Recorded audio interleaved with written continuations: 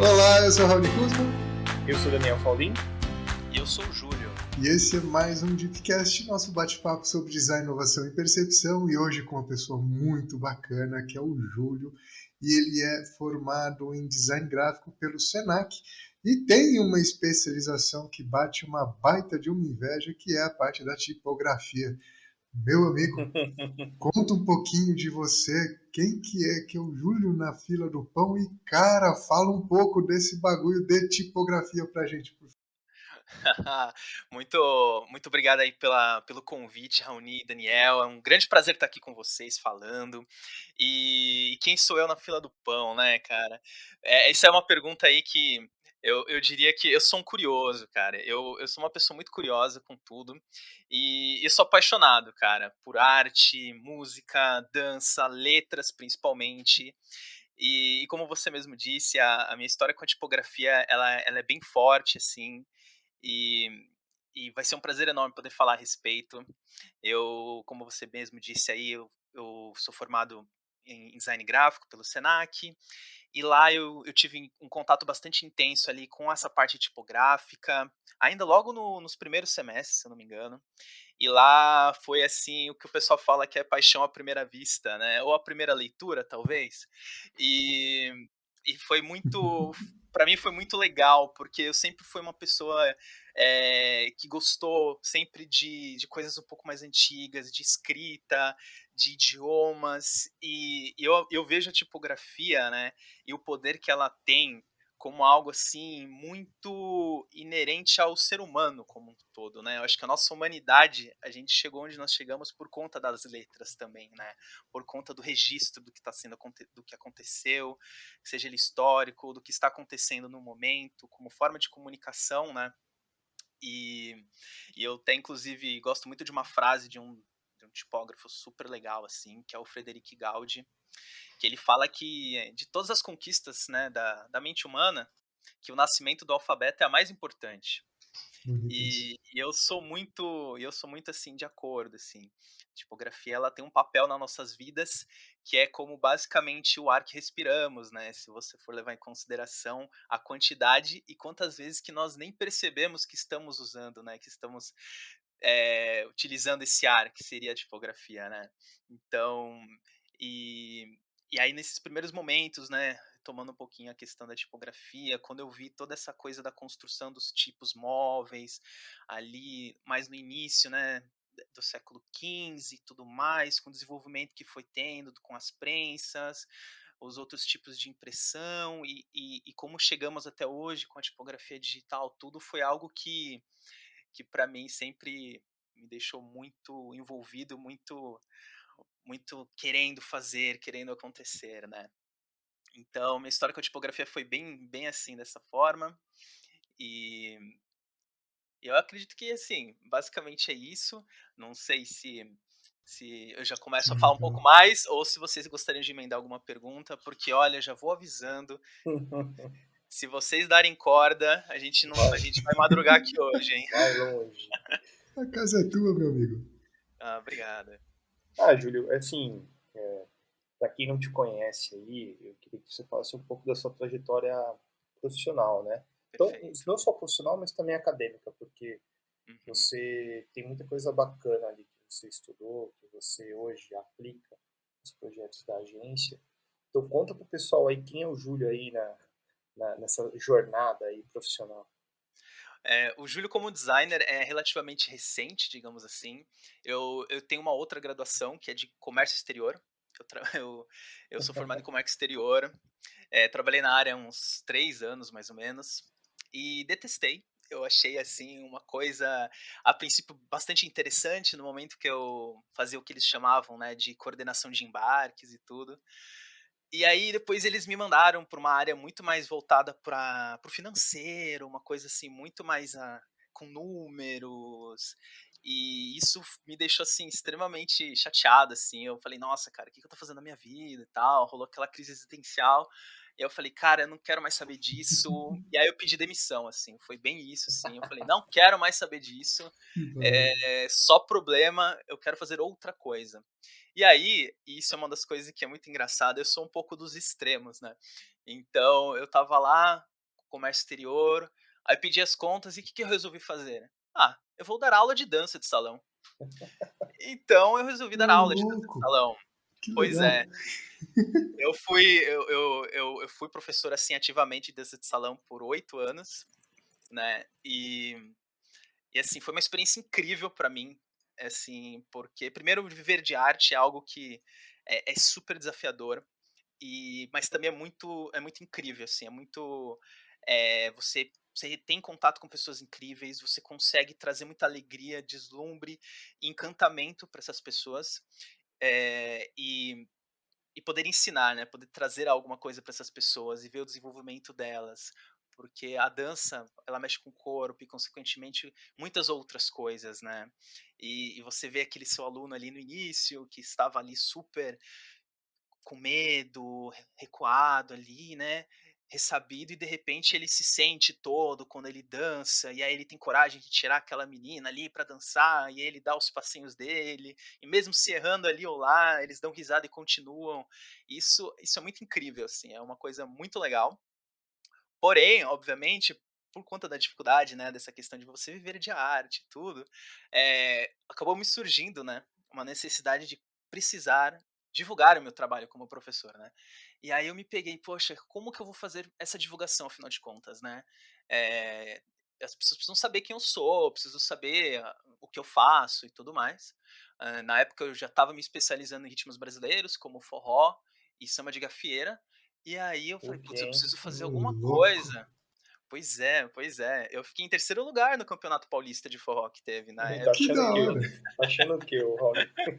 E aí eu resolvi fazer o quê? Os famigerados flyers, né, eu quis instalar o Photoshop ali, meio piratão, e falei assim: "Ah, cara, eu vou fazer aqui umas artes aqui para divulgar meu trabalho", né, fazer aqueles posts e tudo. E cara, quando eu comecei a trabalhar, comecei a abrir o Photoshop, comecei a a me envolver dentro daquela questão de criação, foi assim um momento assim divisor de águas, né? Porque de novo, o bichinho do design me pegou. Obviamente que isso não é necessariamente o design em si, né? Mas assim, a visão que eu tinha e o primeiro contato foi esse. E assim, foi incrível, assim, eu basicamente comecei a mais me preocupar em fazer um flyer super legal e divulgar não sei o quê, do que necessariamente dar a aula, né. Chegou um ponto ali que o pessoal falou assim: "Nossa, Júlio, você faz flyer pra mim da minha escola, da outra escola, da outra escola". Então eu comecei a trabalhar dessa forma, e até um certo ponto em que eu falei: "Nossa, mas eu tô gostando demais desse negócio, é muito legal e, pô, acho que eu vou fazer uma faculdade, acho que eu vou me especializar, vou querer realmente entender como que funciona esse negócio", né. Foi daí que eu tomei a decisão de começar a faculdade, e aí, nossa, outro Júlio, outra vida, assim. Eu acho que a partir do momento que eu tive contato com design, acho que as coisas elas todas vieram, assim, confluência e fizeram sentido pra mim. Foi um encantamento, assim, ao primeiro olhar, assim, o primeiro momento que eu tive contato, e e pela minha vivência, sempre gostei muito de arte, sempre, graças a Deus, tive muito contato com arte em todas as suas esferas, assim, desde arte de fato, quanto música, dança, no caso. eh, eu também tive um pouquinho de contato com música, no sentido de fazer cursos de música, de teoria musical, então a arte estava sempre ali, né. E aí quando o design veio com uma forma de viabilizar essa veia criativa, e com com o mercado e uma função ali social, eu falei: "Putz, deu match, eu acho que é isso que eu quero, é isso que eu quero fazer". E aí, nossa, foi só alegria, digamos assim, né. Foi uma experiência muito bacana. Eu comecei trabalhando, assim, desde o primeiro semestre da faculdade, assim, eu consegui um trabalho ali numa empresa lá no Jabaquara, que os caras só faziam cardápios. Então, assim, era uma coisa muito específica, assim, então vi o cara lá do boteco da esquina, o seu José, e fala: "Pô, eu preciso de um cardápio aqui para o meu restaurante ou para minha padaria". Aí: "Ah, chama o Júlio lá que ele faz". Aí eu ia lá e fazia o cardápio do cara e tal. Eh, Quantas vezes eu já não fiz cardápio de motel também, porque vira e mexe aparecia tudo. E aí conforme eu fui Legal. crescendo, né, conforme eu fui crescendo ali na profissão Que da e hora. especializando, eu mudei de empresa, né, aí eu procurei um desafio um pouco mais interessante, aí eu fui trabalhar numa empreiteira, a princípio, e aí foi uma experiência ali que já começou a ter uma um pouco maior de noção do que seria a atuação do design, de fato. Porém, ainda eu estava muito mais focado, no sentido de marketing ainda, eu não tinha esse pensamento de design ainda e de muito de criação. Eu auxiliava muito, mas ainda não tinha uma questão um pouco mais crítica e estratégia ali, pensando no design, né. Foi daí que eu também mudei de novo, e aí eu fui parar em editora, né, eu fui trabalhar na editora Caras na época, né, que havia comprado recentemente alguns títulos da editora Abril, Bacana. e foi uma das melhores experiências da minha vida, pensando no design também, foi uma mudança, assim, de panorama, de visão de mundo, de ver como que o design ele tem esse poder de poder também ajudar as pessoas, em vários âmbitos, né. Então, eu tive o prazer de trabalhar em revistas como A Vida Simples, Bons Fluidos, Que então são legal. revistas que têm uma vibe muito legal, assim, que tem uma mensagem muito bacana, tem um conteúdo muito bom. Porém, eu acredito que o mercado editorial, ele já naquela época, ele já estava bastante saturado em alguns aspectos, e a máquina já não estava se sustentando tanto, né, eu acho que faltou ali um pouquinho talvez de reestruturação, das pessoas se reinventarem ali pensando na direção mesmo, né, nas pessoas que estavam ali na cúpula, digamos assim, das editoras, e por fim aconteceu do que acabou acontecendo o que aconteceu, né, que foi o fechamento de muitos títulos, então assim, foi um momento de muito gostoso por um lado, porque fazíamos reuniões e semanas para fazer uma matéria, íamos para parques, visitávamos artistas, fazíamos experimentações no estúdio, e aí aos poucos as coisas acabaram não indo mais para frente, muita gente estava saindo por N motivos, e aí eu pensei: "Putz, eu preciso também sair desse barco que eu vi que está afundando de certa forma, né". Foi daí que eu fui buscar outros desafios, né. Já estava formado praticamente, e eu falei: "Putz, identidade visual dentro do escopo ali da faculdade, junto com a tipografia, era algo que sempre me atraiu muito". Foi daí que, por um acaso, eu acabei conhecendo ali, na realidade, relembrando da Neurona, né, e foi aí que eu entrei em contato com o Daniel. E bem, aqui estou já, vai fazer uns 3 anos, até mais, que estou aí na Neurona, e também está sendo, assim, um momento que para mim está sendo os melhores momentos, assim, da minha trajetória aí como designer. Da Muito bom, hora, Júlio. hein? Que legal. E, meu amigo, eu vou tentar fazer uma pergunta, eu não sei se eu vou acertar, porque eu achei fantástico o que você falou, e até porque a gente passou, né, até da letra enquanto ato divino para o cardápio de motel. Então, eu Exatamente. achei muito legal isso. E eu queria muito ouvir, assim, na tua vivência, tá? Na tua visão, Sim. uma pergunta combo, para começar bem. Ah, o Raoni adora. Qual a função social da letra, tá? E a partir do momento que ela tem uma intervenção estética ali pelo design, uma intervenção de significante por ela se torna algo a mais ou a letra ganha simplesmente uma nova forma de interação? Eu acho que eu vou responder a pergunta combo com um combo, né, porque eu acho que Maravilha. são os 2, de certa forma, né. A letra, ela por si só, ela é um símbolo, socialmente ali replicado, a ponto de que pessoas de um determinado grupo do mundo, digamos assim, a reconhece como tal, principalmente no sentido de som, né. Ela produz um som, né, seja uma vogal ou uma consoante que não necessariamente ela produz um som, então ela já tem aquilo ali já pré-estipulado, né. E ela é um veículo, ela do conteúdo, né. Então a letra, quando você vai juntando, você vai trazendo palavras, parágrafos, e aí você tem uma informação ali, né, você tem algum conteúdo que está sendo trazido. E eu vejo a letra, a tipografia como um todo, como uma forma de você reiterar, né, de você trazer ou reforçar algumas informações, dependendo da sua função, né. Então, quando você vai desenvolver, por exemplo, uma fonte, né, uma família tipográfica, e isso, né, é uma coisa que, assim, a gente sempre tem que levar em consideração é justamente a função, né. Então qual que é a função dessa letra, né. Poxa, é a função dessa letra fazer com que a pessoa ela sinta algo de imediato ao bater o olho nela? que seja alguma coisa muito marcante, que você olha e fala: "Uau, caramba, ela está endossando o conteúdo ou não, ou ela é para ser como se fosse invisível ali. Ela tá na função mais de facilitar o entendimento daquele conteúdo, né. Então, isso vai variar muito de acordo com o que a gente está querendo que essa fonte, qual é a função dessa fonte, né. Então, e é um grande exemplo, assim, que eu trago, que eu já vi em vários momentos ali nas redes sociais, em conversas com designers, o exemplo, né, de você ter uma carta, né, escrita, e uma versão dessa carta escrita numa fonte super cursiva, estilizada, e uma outra escrita de uma forma super rápida, com traçados rápidos, super vermelho, dando a entender que foi feita com sangue, por exemplo. E a mensagem é a mesma em ambas, né? No caso, no sentido de, sei lá, eu te amo ou eu gosto muito de você. Então, qual que é a percepção que a pessoa vai ter de uma e de outra, né, ao olhar? Então, eu digo que é um combo porque é uma coisa que ajuda a outra, né? A tipografia tá lá para endossar a função do conteúdo. Muito Muito bom. bom.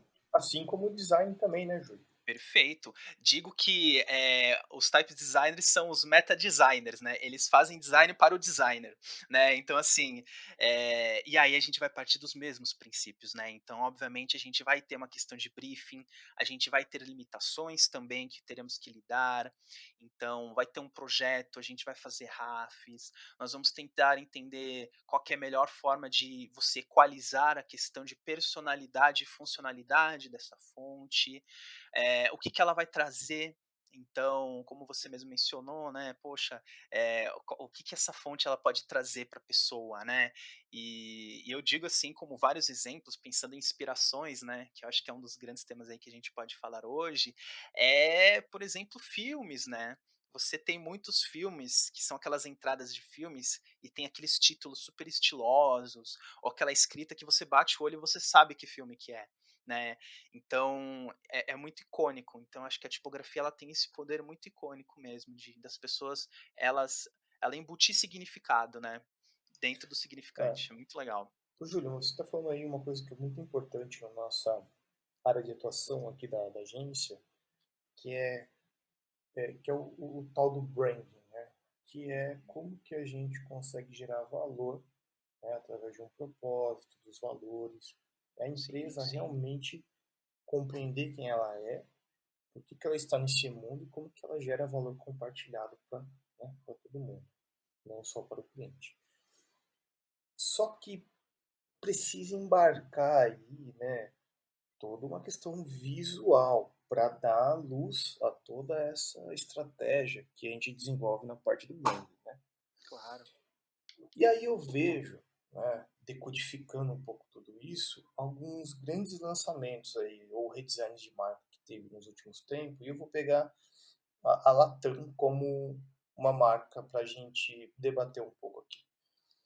Pô, eles tiveram um processo super, né, rico ali de construção de marca, um redesign de identidade de marca ali muito forte. Uhum. E quando você fala de tipografia, não sei porquê, mas vem na minha cabeça a tipografia da Latam, né? Sem dúvida. Uhum. E aí, cara, eu fiquei assim, falei, meu, olha o poder que tem a tipografia, não só, né, historicamente falando, mas quando você está falando de marca, hoje eu olho para a Latam e falo, meu, quanta personalidade tem ali, não só na tipografia, mas nos ícones, nas expressões visuais da marca, nas cores, enfim, tudo aquilo ali me agrada muito. Eu falo, porra, que animal que eles fizeram aqui, né? Uhum. E aí, você como designer e type designer também, olha só que louco, né? Você tem o poder de trazer para uma marca todo aquele significado que foi, vai, concebido, foi discutido em estratégia. Então, a Uhum. gente consegue dar luz a tudo isso de uma forma bem criativa, autoral e tudo mais, né? E eu queria que você contasse pra gente quais são os desafios, né, que um designer tem quando, opa, chegou aqui, Júlio, construa uma identidade visual ou uma tipografia top, porque tem que estar alinhada com os objetivos da empresa e a estratégia da marca, né? Uhum. Qual, qual que é o peso que isso traz para você? Como que você olha, né, para esse desafio? Como que é, esse start de tudo isso, sabe? Porque eu acho que as pessoas têm curiosidade para saber um pouco de como funciona nos bastidores. Não, perfeito. É um grande desafio, né, desde o ponto de vista técnico, que é, de fato, como você vai desenvolver essa família tipográfica, porque é um trabalho bastante meticuloso, bastante detalhado, eh porém, é muito empolgante, porque justamente, e concordo plenamente com o que você falou, Daniel, é uma forma que, assim, as pessoas vão ter mais contato com a tipografia do que muitos outros elementos necessariamente da identidade no seu dia a dia, num aplicativo, num site, num e-mail, num post de rede social. Então a tipografia ela vai estar muito vivente, ela vai estar muito presente e ela precisa, como você mesmo disse, trazer essa identidade, né, trazer essa personalidade da marca através das letras, né. E o grande desafio, primeiro, é você mapear essa personalidade, né. Então é um processo muito de imersão, no sentido de você entender quais são os pontos críticos, os pontos favoráveis, o que essa marca transparece, qual que é a personalidade dela e como que através do design você consegue traduzir isso, né? Eu digo que o design ele tem muito esse poder de você trazer o mundo das ideias para o mundo material, né? Para uma coisa mais tátil. Então, basicamente, é uma pesquisa bastante extensiva e também uma conversa muito bacana com as pessoas envolvidas nesse processo, as pessoas da empresa, ou seria talvez a gente poderia até falar dos stakeholders, quem está fazendo parte desse processo todo, qual que é a visão que essas pessoas têm, e a partir disso a gente costuma anotar, pegar algumas referências, palavras-chaves, de forma que a gente consiga ter um tom ali, né? A gente ter que seja uma mood board, um painel semântico, algum norte do que está do que está no ar, né? O que está no ar com relação a essa identidade. E a partir disso a gente começa a traduzir isso, né? Então, e aí isso vem o expertise do designer também e e a bagagem que o designer também pode trazer com a sua vivência em outras coisas, né? Então, poxa, se foi feita uma reunião e a gente descobriu que a gente gostaria que a marca transmitisse uma questão mais amigável, uma questão mais quente por ser Latam, por exemplo, e ela vai ser utilizada, e aí a gente pode ir para pontos mais técnicos, muito em aplicativos e no meio digital, porém também em grandes formatos como um avião. Como que eu vou trabalhar isso, né? Então, aí você já vai pegar e falar, tá, a questão ali do digital, eu posso trabalhar uma fonte que ela é sem serifada, que ela vai facilitar em alguns momentos ali a leitura, poxa, pode ser um caminho. Ah, quais são as curvas e as terminações dela? Poxa, a terminação dela acho que é interessante que seja uma terminação um pouco mais suave, com as bordas também talvez arredondadas, ou que tenha um indício que a gente chama de algo humanista, né? Ou seja, ela tem um esqueleto que poderia ser feito com apenas um traçado, assim, traçados mais simples, ou feitos com pena ou caneta, por mais que ela tenha essa ideia mais digital, mas há ali um esqueleto natural, ela não é uma fonte muito cortada, muito quebrada, que isso também vai dar outras e trazer outras sensações para a pessoa. Mil e um testes, é um trabalho muito de vai e volta, então, você vai testar ali, você vai ver qual que é a percepção das pessoas com ela, como ela vai se comportar em formatos diferentes, e aí a partir disso você volta, refina esse trabalho, e assim, dentro das questões técnicas, né, a parte mais gostosa que a gente fala são os esboços, que é esse momento logo após a gente entender o caminho e pegar o conceito dessa falando aí na tipografia dessa família tipográfica, a gente começa a fazer os RAFs de acordo com o que a gente entendeu que pode ser um caminho interessante. A partir disso, a gente começa de fato a digitalização, né? Então, muita gente vai direto para o computador, outras pessoas vão ainda no papel. Eu gosto bastante de ir no papel ainda, porque eu consigo rabiscar mais, eu consigo trabalhar com camadas, então eu faço um desenho, boto uma folha, um papel vegetal por cima, vou melhorando, vou detalhando ele, a gente digitaliza, e a partir do momento que você digitaliza, tem toda uma metodologia, né? Você não pode simplesmente começar pela letra A, Z, Y e beta. Não, você tem que começar a entender a morfologia de cada letra e como que cada uma delas se relacionam. Então eu vou falar, poxa, eu primeiro primeiro eu preciso desenvolver todas as fontes que tenham, por exemplo, um contexto arredondado. Então eu vou fazer, sei lá, eu vou fazer um O, tá? Aí do O eu posso depois replicar e começar a pensar num P, num D, porque também tem formas arredondadas. Ah, eu preciso de fontes, a parte de hastes, né, que a gente fala. Então eu vou começar com um N, tá? Aí do N eu posso fazer o M.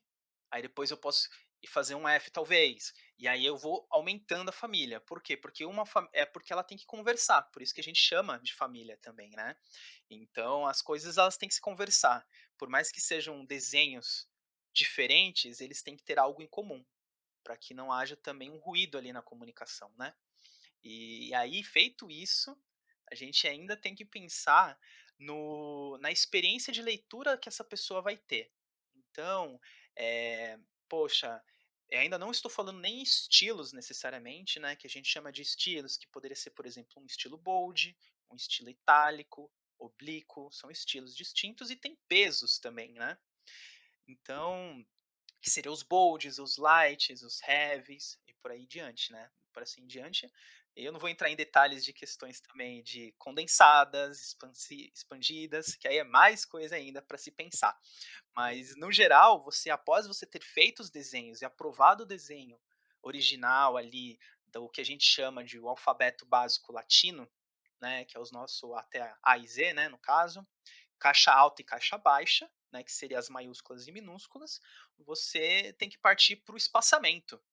Ou seja, eu tenho que espaçar todas essas letras de uma forma que eu já consiga formar palavras e que elas consigam estar dentro de um contexto de um parágrafo, de uma forma que a pessoa já consiga ler, né. Então, aí é um segundo passo, porque aí você começa a sair do micro e começa a ir para o quase macro, né, você já está indo para um outro patamar ali, você está olhando já a mancha de texto, que é o que a gente chama, que é o quão pesado ou leve, ou qual que é a sensação que dá numa página dessa tipografia, né. E aí a partir disso ainda tem a questão que a gente chama que, para quem é type designer, é sempre o para muitos, Uhum. assim, é o pesadelo, né, que é o que a gente chama de kerning, né, que é o espaçamento entre 2 letras, basicamente, né. Porque se você levar em consideração, vamos pôr um exemplo aqui muito fácil da gente pensar, né, você tem a letra A, pensa assim, na letra A e na letra V, né. Se pensando que cada uma delas tem um bloquinho delas, se você colocar elas e somente espaçar, você vai reparar que elas vão ficar muito longes uma da outra, porque um desenho ele traz o que a gente chama de espaço em branco muito grande, né, porque são letras que têm bastante branco, né. E aí a gente precisa reduzir isso, de forma que a gente consiga ler de uma forma mais confortável e que a fonte não pareça que está picada e tudo, né. E aí a gente tem que fazer isso com todos os pares possíveis e imaginários que poderia acontecer isso. Então, assim, imagina que qual que é a potência elevada que nós teríamos Nossa, para a gente fazer com que todas as menções e todas as possibilidades de pares de letras funcione da melhor forma possível para uma boa leitura. Então, aí eh, que a gente percebe a complexidade disso, né. Então, obviamente que existem softwares, existem metodologias que vão facilitar esse processo, obviamente, né. Então, existem letras que você vai considerar o mesmo kernel, digamos assim, de acordo com a morfologia delas mesmo, então o C, o O, o E, pensando do lado esquerdo, e assim por diante, né.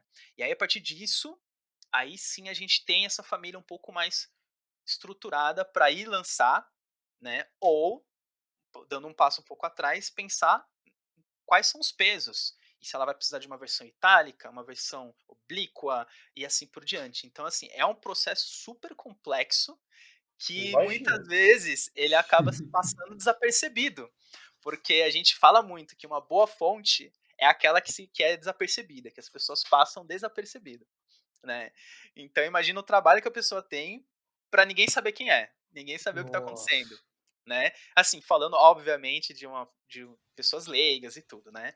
Mas acho que retomando o que o Daniel falou, por mais que seja um trabalho super minucioso, super crítico e detalhista, ele ele fortalece essa comunicação, ou esse branding, ou esse tom de voz e tom escrito, por que não, né, da identidade, daquela marca. Então, assim, a tipografia ela tem um papel extremamente importante assim, eu sou suspeito para falar, né, mas essencial para uma boa comunicação, para um bom processo de que seja identidade visual ou até mesmo brand, se pensar em uma escala um pouco maior ali. Legal. Caraca, Tá vendo, Raoni, por que eu chamei ele? que aula! Não, Cansativo, né? Que fantástico! não, mas assim, eu queria que você falasse também, Júlio, é Sim, que qual que é o peso que é, qual que é a responsa, de fato, de você participar de um projeto, não só de tipografia, mas também, né, tangibilizar tudo que uma empresa tem numa estratégia de marca e, né, traduzir isso em cores, formas, enfim, toda a identidade, né? A tipografia é uma parte também da identidade, né? sem dúvida, sem dúvida. É um grande desafio, mas é um desafio que acho que nós designers adoramos, né. Eu sou apaixonado por isso, eu acho que, você poder traduzir o que não é traduzível, ou que não ainda está ali no mundo das ideias é algo muito mágico, né, e você poder trazer isso é algo muito bacana, né. E novamente eu acredito que uma das formas que a gente tem, né, possibilidade para fazer isso é justamente as inspirações, né. Nós olharmos o mundo de uma forma mais crítica no sentido, né, de observar as coisas, de fazer relações, de se interessar por coisas que talvez necessariamente você não se interessasse no primeiro momento. Ou, por exemplo, você vai abordar ou você vai ter um cliente que ele tem um segmento específico do qual você não entende, você ir lá e querer entender. Eu acho que essa parte do design é de compreender o que está acontecendo, de em- ter empatia com esse cliente, entender quais que são as dores dele, e aí a partir do nosso conhecimento traduzir isso, né? De que seja em forma de cores, e isso tudo vai trazendo à tona e à vida essa identidade, né? Então, é um processo incrível, assim, super transformador, complexo, porque é ligar os pontos, é você pegar aquela coisa que está no ar ali, e você traduzir para cores, para formas, numa narrativa, contando uma história que envolva, que encante, que você surpreenda quem vai receber esse material, né, de uma forma positiva, de uma forma que a pessoa se identifique ali com a marca e que aquilo passe a ser algo do dia a dia dela, ou que ela valorize isso, né. Que da hora. Eu queria fazer uma pergunta, Júlio, que não sei se é pertinente, mas eu sempre tive curiosidade, assim. Como é que a percepção do peso da letra e da tipografia num país com uma imensa massa de analfabeto funcional? É uma excelente pergunta. Eh, eu acredito que, a gente passa por uma questão, assim, que a gente tem que ver o design como algo muito funcional, né. E eu conheço alguns trabalhos de pessoas que buscam também essa coisa de você simplificar alguma família ou torná-la mais acessível para pessoas ou que tenham, por exemplo, dislexia ou que tenham algum outro tipo de necessidade ali especial, né. Eu acredito que a tipografia, ela sim, ela tem ainda essa exigência, né, esse preceito de que a pessoa precisa ser letrada, né. No sentido que eu posso olhar, por mais que eu não entenda o significado, então eu gosto muito de trazer que a tipografia, por mais que talvez você não entenda o conteúdo, ela tem um poder sim de transmitir mensagem.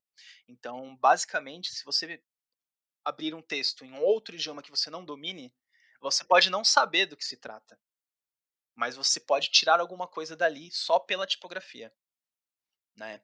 Então, Perfeito. obviamente que, a gente não vai conseguir ser inclusivo em todos os aspectos, Uhum. pensando justamente com o que você trouxe, porém há esforços sim, para você trazer e fazer com que a tipografia seja o mais inclusiva possível, mas ela tem essa parte muito positiva, que é justamente, ela vai um pouco além somente do conteúdo, né. Então Perfeito. a pessoa consegue ter uma percepção pelo desenho, pelas formas, do que se trata aquela tipografia ou do aquele tema que está sendo abordado. E isso é muito legal, porque é uma pergunta que fica, por que caralho não tem design na estrutura de alfabetização, né? Pois é, pois é. quantos caminhos podiam ser encurtados por uma boa tipografia num processo de letramento, por exemplo, né? Isso é uma coisa de Sem louco. dúvida, sem dúvida. Existem muitas tipografias que são feitas justamente de duas uma, para algumas que têm um caráter muito mais de manuscrito, né, para você auxiliar as pessoas a terem uma letra, né, que a gente fala, né, letra cursiva ali, melhor. Então são tipografias que existem, que possuem formas que facilitam a pessoa a entender como que é o desenho de uma letra, para que ela consiga então posteriormente escrever. Existem também alguns preceitos dentro da tipografia também que facilita ou dificulta o entendimento e a diferenciação das letras, né? Então você tem a legibilidade, que seria justamente o quão identificável é o caractere, né, aquela letra, e a leiturabilidade, né, dessa sua fonte, que é o quão gostoso, qual que é a sua experiência na leitura daquela fonte, né? E então, por exemplo, se a gente voltar para a questão por exemplo, a fonte da Latam, né? Ela é uma fonte que ela tem os dois muito fortes, porque você consegue distinguir muito facilmente todas as letras e ela tem um ritmo de leitura muito bom, né, para tantos os formatos, seja ele em formato digital, menor, maior ou num, por que não no avião, como eu já dei o exemplo. Então, são coisas sim que a gente coloca dentro desse briefing, né, e que existem vários designers que estão buscando isso, né. Eu vi um trabalho também de um cara super legal que ele é disléxico, ele é designer também, e ele faz fontes para pessoas como ele. E como que ele vai trabalhar Que isso? Como legal que ele isso. consegue diferenciar as letras de modo que a pessoa não confunda, né, não confunda o que, que é o que, né, o A, enfim, né, eu acho que são esforços muito bacanas, assim, e ela poderia sim ter um papel super bacana, como ao meu ver o design também como um todo, se nós fôssemos trazer um pouco mais e ampliar mais esse recorte do design como forma de solucionar problemas, forma de pensar, de lidar com situações, como algo que poderia, por que não, sim, ser incluso na grade de uma escola, para que as pessoas elas tenham acesso a esse conhecimento que é tão rico e tão transformador. Muito top. Maravilha. E, Júlio, pegando um pouco dessa parte mais educacional, né? Uhum. Quais benefícios, assim, você acha que uma, uma criança teria já aprendendo coisas, né, assuntos relacionados ao design, a estrutura de pensamento de um designer, né, na sua opinião? É, eu acho que são vários, né? Mas eu creio que assim, eu acho que antes da gente pensar um pouco necessariamente na questão da metodologia, na aplicação do design como um todo, o design eu vejo ele muito como um estilo de vida, como uma forma de você ver o mundo.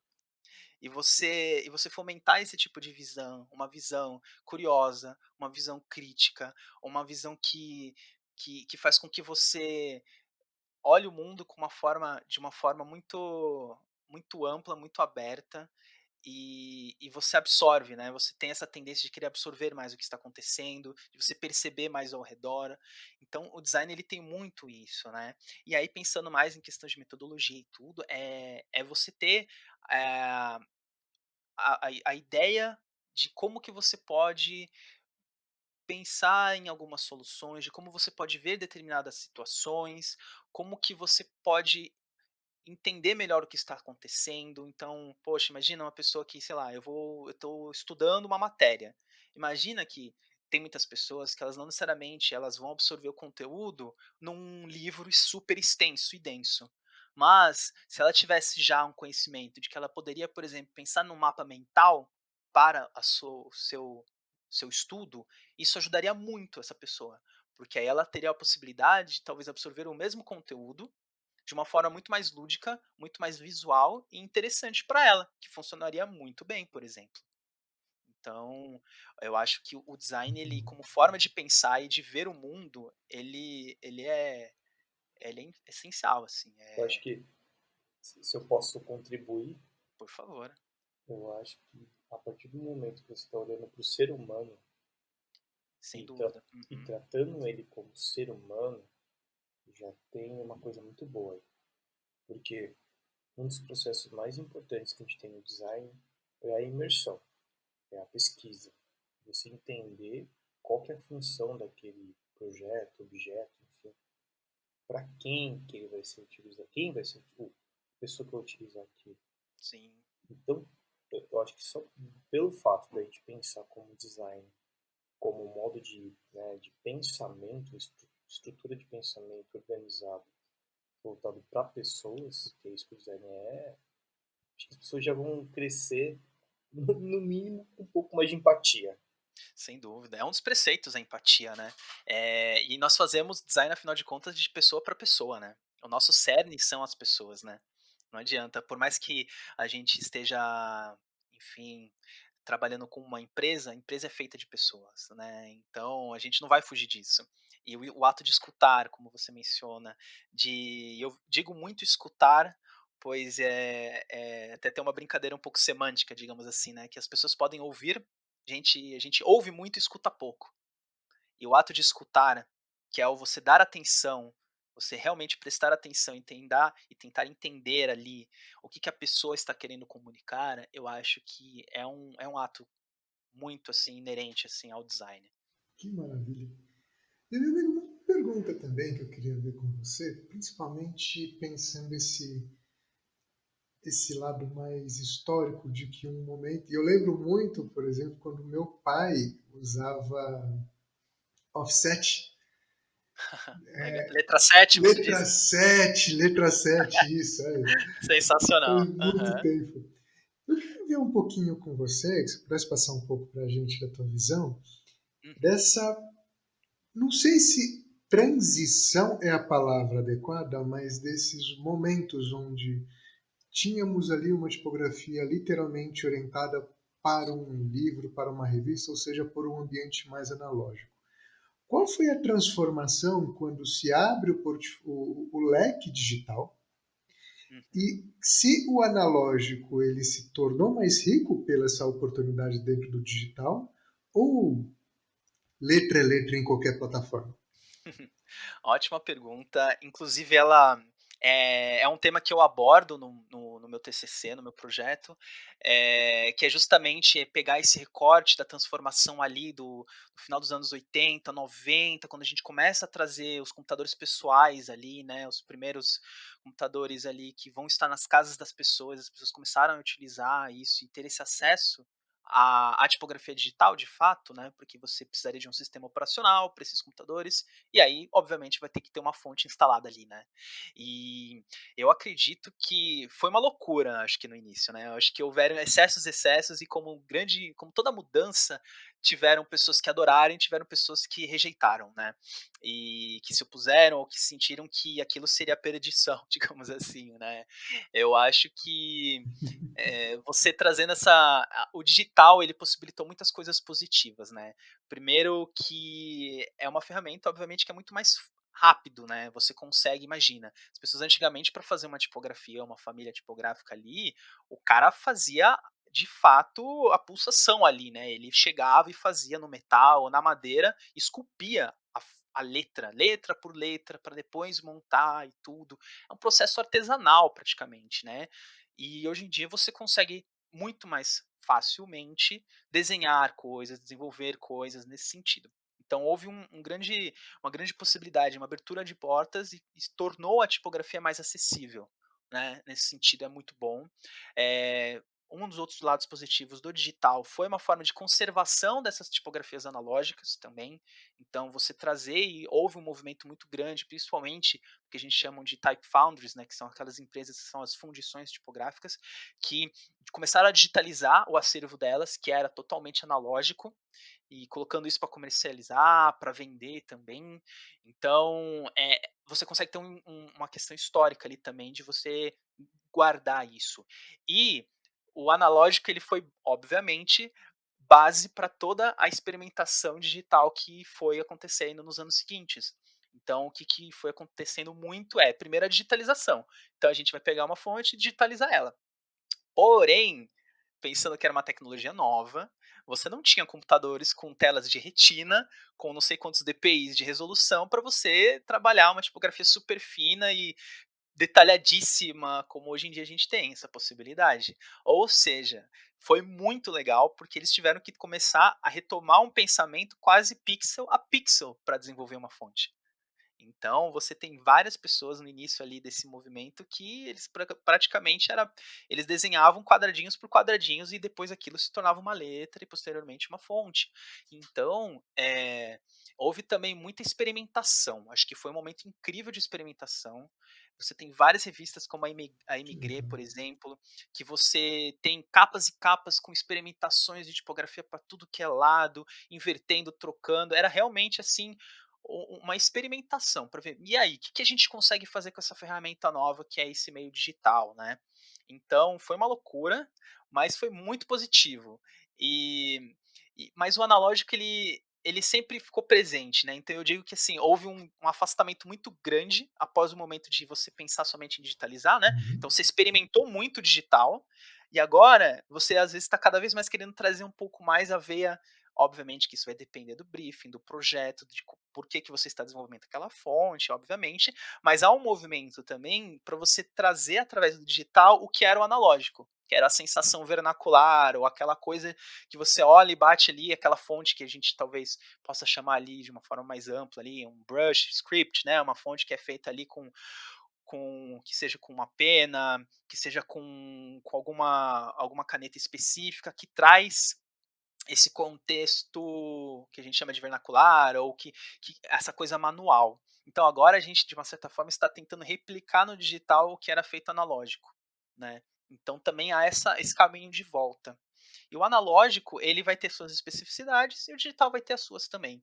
Né? Então, se antigamente a gente tinha que pensar numa fonte que ela, por exemplo, em tamanhos pequenos, ela tivesse o que eles chamam de ink trap, né? Que elas já têm algumas rachuras, alguns detalhezinhos entre algumas junções dos formatos delas, que faz com que a tinta, quando você imprime ela no papel, ela, por mais que se espalhe, escorra um pouco, digamos assim, ela não tapa, ela não deixa a fonte, né, a letra ali legível. Então era um cuidado que as pessoas tinham naquela época, né? E obviamente isso foi se modernizando, hoje em dia a gente não tem tanto esse problema. No digital, o primeiro problema foi justamente a qualidade das telas, né? Então, poxa, como que eu vou trabalhar com uma tela ali daqueles primeiros computadores pessoais, né? Tipo, cara, não tinha como eu fazer uma curva, literalmente. Você não tinha como fazer uma curva É, ali super delineada. Verdade. Era tudo aquela coisa super blocadinha, né? E aí a coisa foi evoluindo, foi evoluindo, foi evoluindo. Então hoje em dia eu digo que há um retorno um pouco de duas formas. No analógico, porque o analógico a sua suposta imperfeição, digamos assim, né, se a gente pode colocar, mas esse indício humano, ele é muito gostoso, é muito legal e é algo que vai muito ao encontro de muitas empresas e muitas é, identidades visuais que estão sendo feitas que trazem esse contexto mais humano, esse humanista, uma coisa que é feita mais de forma caseira. Então tem essa procura, por isso que o lettering está muito em alta, por exemplo, caligrafia também, porque é justamente isso. Né? Você está ilustrando letras, você está caligrafando, é uma coisa muito humana, tem a mão da pessoa ali, né? E o digital ele vem para resolver outros problemas em muitos aspectos. Obviamente facilitar a produção, né, de fontes, você tem softwares para isso, você tem várias possibilidades, porém também a replicação, né, então você consegue vender para tudo que é lado, era muito mais fácil, não preciso ter uma tonelada de metal ali dentro da minha oficina para conseguir desenvolver um estilo de fonte, né? Eu posso, e hoje em dia você tem até fonte variável, né? Que vocês conseguiram trazer fontes que você pode literalmente escolher qual é o peso, se ela é condensada, se ela é expansiva e tudo, de uma forma assim, só mexendo uma barrinha, que é incrível. Então a gente já está no nível de desenvolvimento, assim, né, de evolução super grande, assim. Não sei se eu te respondi. Super! Que legal, meu, que legal. E, meu amigo, um outro ponto que eu queria ver com você, qual que é a principal treta? Aquela coisa assim que, tipo, se acontecer, você fala, cara, fudeu. Essa treta seria com relação ao quê, assim? Porque muitas coisas podem dar errado, viu, Raoni? Muitas coisas podem dar errado. Eu acho que uma das coisas que a gente sempre preza, e pelo menos eu prezo como designer, é a função daquilo que você está fazendo. A, a, o que você quer comunicar tem que ser claro, né? Então você tem que conseguir ter uma comunicação clara ali. Ela tem que servir de um propósito, né? E esse propósito, a princípio, é o quê? É a leitura. Você precisa fazer uma fonte, né? Obviamente que existem experimentações, você tem algumas intenções ali, mas aí, obviamente, a gente vai voltar no briefing, no porquê, né? Então, a função, às vezes, de uma fonte é não ser tão legível, porque ela vai trazer uma expressão muito maior, obviamente. Mas eu acho que a maior treta é você fazer um projeto que ele não consiga servir pro quesito mais básico dele, que seria a leitura. Se você faz algo que as pessoas não queiram ler, ou que elas não tenham vontade de continuar lendo, eu acho que é uma coisa que pode dar muito errado. Eu acho que é algo que você fala assim, meu, você vai ter que voltar várias casas ali, porque algo caiu no meio do caminho ali e você não viu. Então, eu acho que um dos grandes medos é você fazer algo que realmente não vai funcionar, primariamente pensando ali na tipografia, né? A leitura ali mesmo, né? Se aquilo não funciona, se a pessoa não lê, cara, deu ruim, volta, porque esse é o primordial, né? Então, e aí isso você pode errar a mão, né? Então, às vezes você quer fazer uma fonte com muita personalidade, mas ela vai para um texto super corrido, para um livro, por exemplo, Hum. né? E aí, cara, a pessoa não vai ter vontade nenhuma de ler aquilo. Ela vai começar a ler e vai cansar a vista, porque ela vai ter que se esforçar para conseguir ler aquele conteúdo. Então, ali, de duas uma, ou foi escolhida de uma forma errada a fonte, ou ela foi produzida no propósito que não condiz com o brief, não condiz com a função dela. Ô, Júlio, para o futuro, você consegue enxergar aí alguma tendência muito forte para essa parte de tipografia e também do design de uma forma geral? Cara, eu acho que a gente tá voltando um pouquinho para buscar algo mais natural, no sentido de trazer um pouco mais do humano. Então, acho que quanto mais você deixar as coisas. Você tem aquele movimento modernista, universalista, você quer deixar tudo muito igual, tudo muito simples, não simples no sentido ruim, né, não simplista, né? E agora você está vindo num caminho que a gente está querendo se destacar, trazer personalidade, contar uma história. E eu acho que esse é um caminho que está indicando ali que pode ser um caminho bastante interessante e promissor, né? As pessoas estão querendo originalidade, estão querendo uma marca com personalidade, estão buscando entender os humanos por trás daquela questão. Então, a comunicação tem que ser uma comunicação mais quente, uma comunicação agradável, que as pessoas olhem e falem, poxa, é amigável, dá vontade de ler aquele conteúdo, pensando novamente na tipografia. Eu acho que cores também é algo que também está vindo com bastante força. Eu acredito que as cores elas têm uma função psicológica e funcional muito legal, que super pode ser explorada e está sendo bastante explorada. O minimalismo ele vem também, eu acho que a gente sempre vai para os extremos, depois volta um pouquinho, vai mais um Uhum. pouquinho e volta um pouquinho, né? Então a gente tem esse vai e volta, mas eu vejo muita cor, eu vejo muita personalidade, é você querer deixar o seu legado, o seu recado ali para o mundo, né? Então essa busca por essa originalidade, por essa propriedade, né? E se talvez se tornar algo mais icônico, eu acho que é algo que vai ser uma tendência aí para os próximos momentos aí do design. Muito legal. Muito Raoni, bom. eu queria, antes de ir para a pergunta matadora, eu queria entender do Júlio assim, quem são as referências para ele, quem Boa. que inspira ele no dia a dia.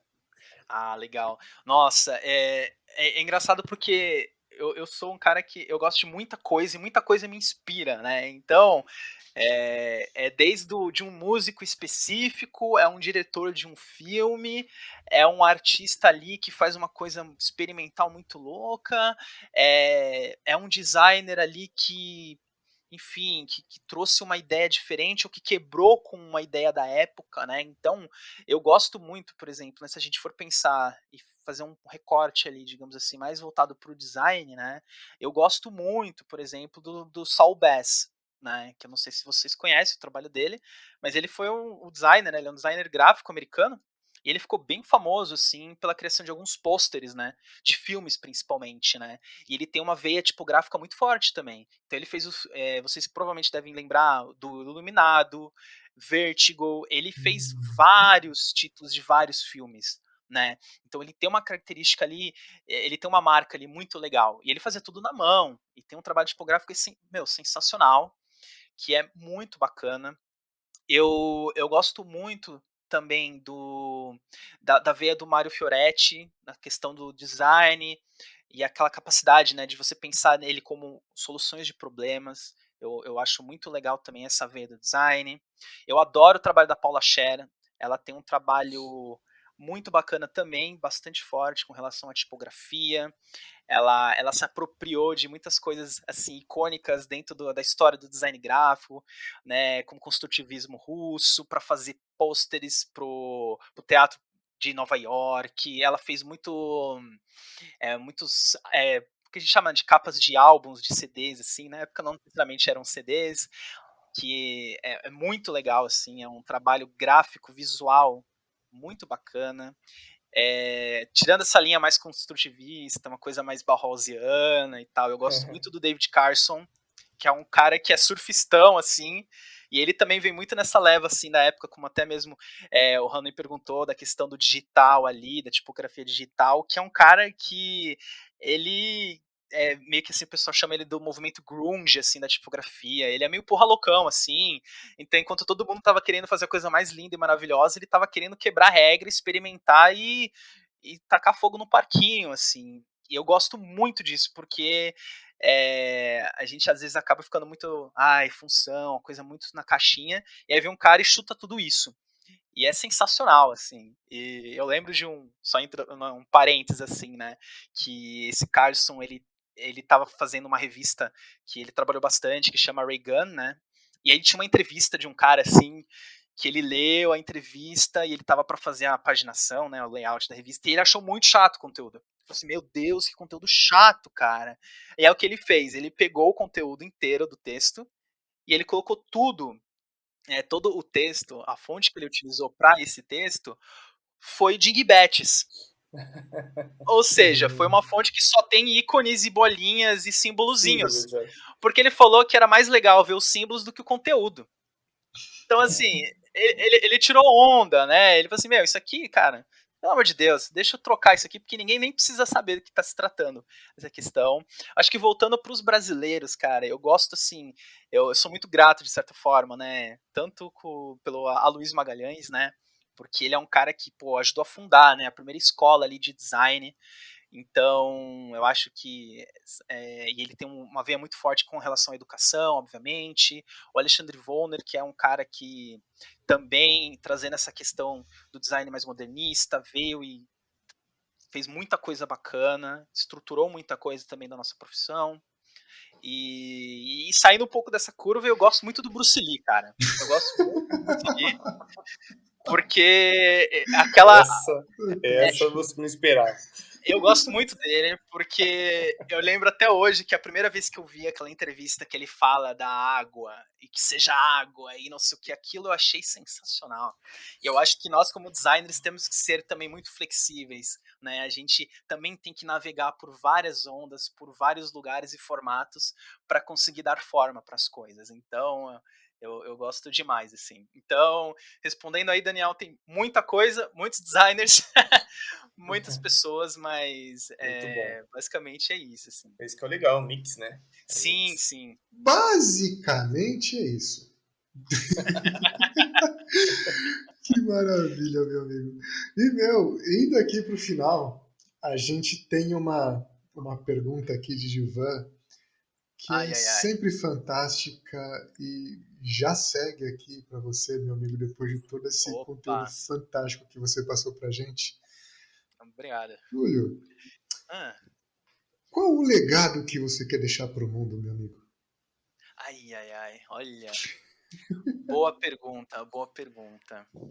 Eu, o meu legado, eu acho que eu quero transformação. Eu quero poder transformar, mesmo que esse mundinho com o qual eu vivo ali, né, com conhecimento, com a transformação no sentido de fazer com que ajudar as pessoas a realizar sonhos, a realizar, é, por exemplo, um negócio, fazer ele acontecer, é você trazer conhecimento, por que não, e levantar a bandeira do design para todos e todas Então é fazer o design ser uma profissão, obviamente, além de ser reconhecida e ser vista com o valor que deve ser visto, mas esse pensamento crítico, essa questão humanista que tem muito do design, e eu gostaria de poder trazer isso e passar e compartilhar com essas pessoas esse poder tão transformador que é o design. Pô, falou bem, hein? Caralho. Muito bom. Muito bom, Júlio. Pô, fiquei muito feliz aí que você participou do nosso Deep, mais um Deep muito, muito inspirador. Eu que agradeço pelo convite. Pode ter certeza disso. E é sem dúvidas, né, a gente acaba falando aqui sobre tudo, né, aqui no Deep. Sim.